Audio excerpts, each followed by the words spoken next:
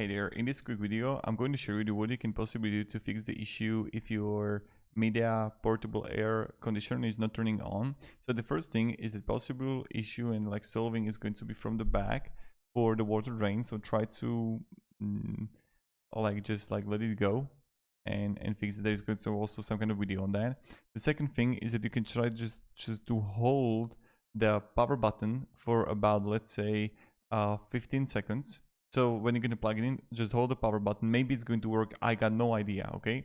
Because I'm just like throwing ideas out there for you. This the first thing you can try to do. Just plug it out for about, let's say, 5 to 10 minutes, or even like doing multiple hours, then try to plug it back in, and maybe it's going to work out then. Or even you can then try to use different outlet.